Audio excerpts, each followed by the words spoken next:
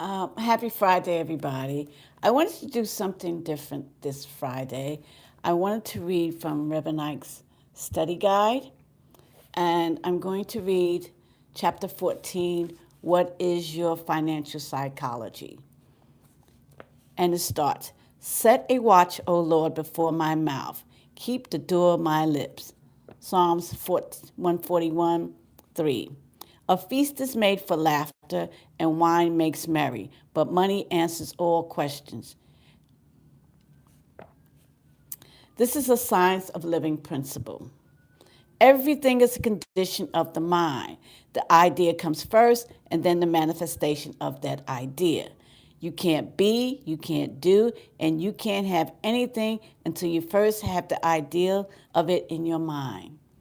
That's where we get thoughts of things. Reverend Knight goes on. I have discovered some very interesting psychological reasons why people have money problems. Your problems with money, or your abundance of money for that matter, begin with what I call your financial psychology, which is your attitude towards money. To determine your financial psychology, ask yourself, what is my attitude towards money? I've really never heard anybody probe into the psychological area of money much before Reverend Ike came along.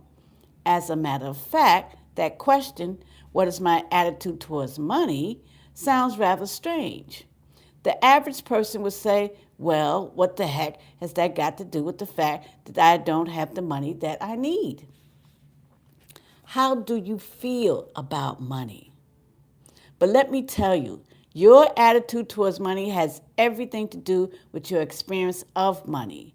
Your attitude towards money will draw money to you or repel money from you. Your positive attitude towards money will help to maneuver you into better positions of financial compensation. A negative attitude towards money can even cut you off from getting the job or that position that would bring you greater financial rewards. As I so often teach you, everything begins in the mind. I'm going to read that line again. Everything begins in the mind. Money, like everything else, is a psychic vibration. In order to experience money as you should, or any of the riches of life as you should, you have to be in tune with the good you want. I'm going to ask a question. Are you in tune with the good that you want? Let's continue. Your attitude towards money will draw money to you or repel money from you. Are you indifferent to money? Listen up. As I have been dealing with people through this ministry, I have discovered some interesting things about money and their attitude towards money. Those who are indifferent towards money do not have a good relationship with it. I counseled a very aristocratic lady in Beverly Hills, California recently. Her late husband left her a wealthy woman, but she said her money was getting away from her. She wondered why, so I listened to her. Within 60 seconds after she started talking, I sized her up. I discovered that the reason this lady money was getting away from her was because she had an indifferent attitude towards money. Someone who was interested in hiring this lady said to her, how much money do you want for accepting this position? And she said to the person who wanted to hire her, well, I really don't know. It doesn't matter. I told her, if you said that, that is exactly why your money is getting away from you. Don't ever give money the idea that it doesn't matter to you. I'm going to read that line again. Don't ever give money the idea that it doesn't matter to you. Your attitude towards money has everything to do with your experience of money. This reminds me of a very brilliant young man who was in college making all A's. During his junior year, he got a job at the college, working in the college radio station. He told me about it, and he was all excited. He told me all about the job and all about the responsibility he had assumed. I asked him, son, how much money are they paying you for that? He said, Oh, Reverend Knight, that doesn't matter. It doesn't really matter what they are paying me. Right there, I told him, don't be indifferent towards money, or you are going to have money problems. And sure enough, for about a year after this young man graduated from college, he had difficulty finding a job. There he was, an honor college graduate and out of work. Every once in a while, I would talk to this young man and I would work with him to help him purge his indifferent attitude towards money. Finally, when he changed his attitude towards money, when he got rid of his indifference towards money, he got a good job and settled into society. But this shows you that your indifference towards money will give you problems. Here's an affirmation about money that I want to give you that will cure your indifference towards money. Say to yourself, my positive interest in money increases money in my life. I'll read it again. My positive interest in money increases money in my life. For those of you who are just joining me, I'm reading from Reverend Ike's Study Guide. This is chapter 14, What is Your Financial Psychology? It is impossible to be indifferent towards money and have a good relationship with it. Deal with money as a personality. Learn to deal with money as a psychological or psychic entity. Deal with money as a personality. The theologians and the philosophers, for that matter, have personified everything but money. For example, error has been error has been personified as the devil. I personify money as a very beautiful but very sensitive aristocratic woman.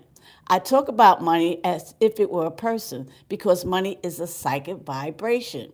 In some of my money sermons, I've told you money is just like a woman.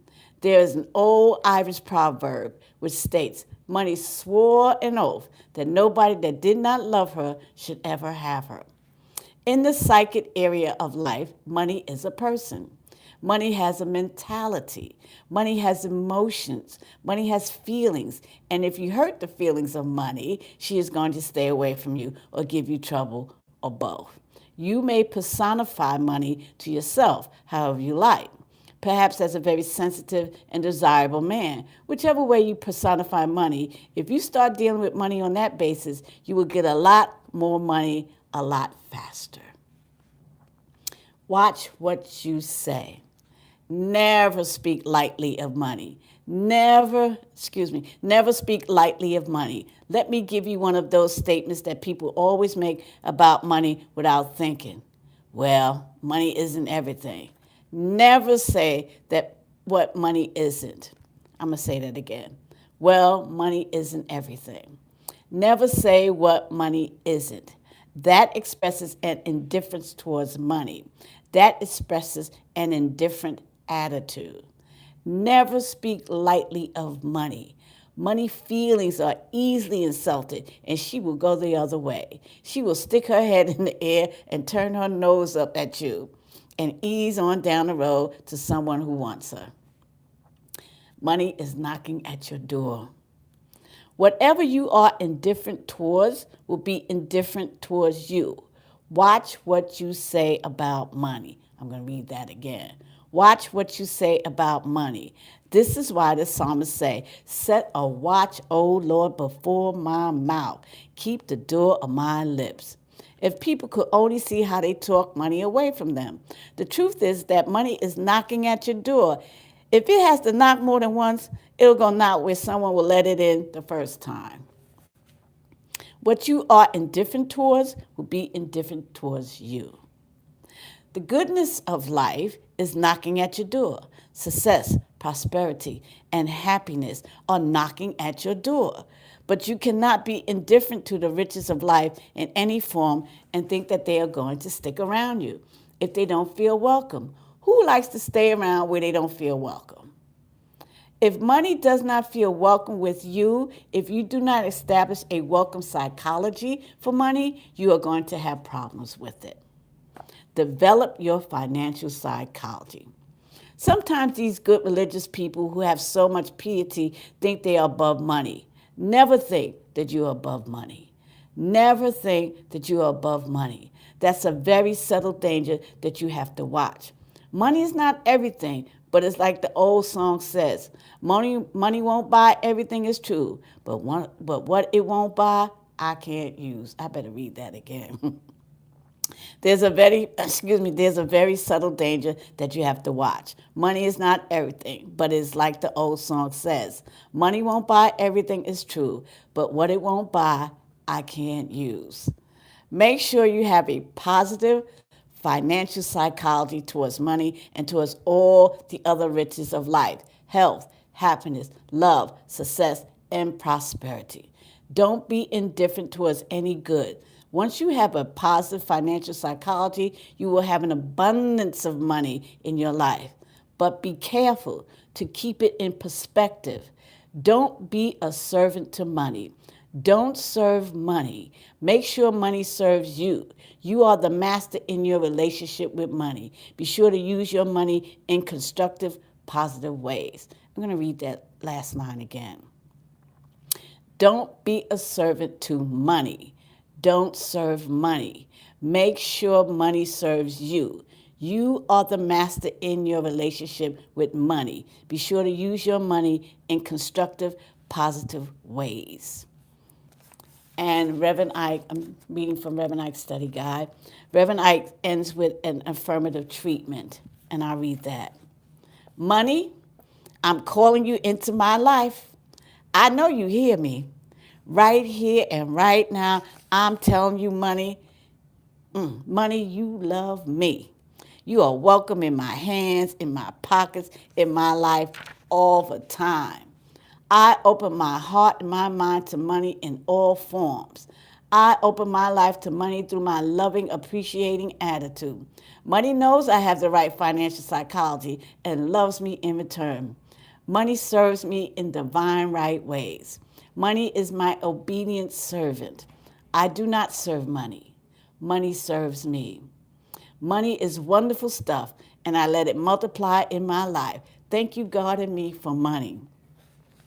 And Reverend Ike also has some questions at the end that you can review, and I'll read those too for you. What does Reverend Ike mean by the term financial psychology? Discuss negative and positive financial psychology. So you can work with that. What does your attitude towards money have to do with your experience of money? So he wants you to explain that. Describe how you personify money and how this personification will make you better able to deal with money. Discuss your own individual financial psychology and what you can do to improve it. Why is it important to realize money is my servant? I am not the servant of money. That's a real good one because you can see, I'll keep that to my, it's my personal opinion. I can see where people have money not serving them, they're serving money. They get on that hamster wheel. I've been on that hamster wheel. It's a trip. Anyway, I was reading from Reverend Ike's study guide. You can get the ebook or you can get the hard copy. There are lessons for the whole year. I read it by myself, but you can read it with a group. It's for each week. And I was reading chapter 14, What is Your Financial Psychology? And I've been reading Reverend Ike's study guide book for years. This is my second book. The first one fell apart. I used it so much and wrote in it so much. But that's what I wanted to do this Friday. I wanted to read Reverend Ike's study guide to you. And I thought it was really important to know what is your financial psychology because we get caught up in what the outside world is saying, and it isn't true. There's always more than enough. Have a wonderful week. Hopefully I'll be back next Friday and read another chapter to you. Take care, everybody.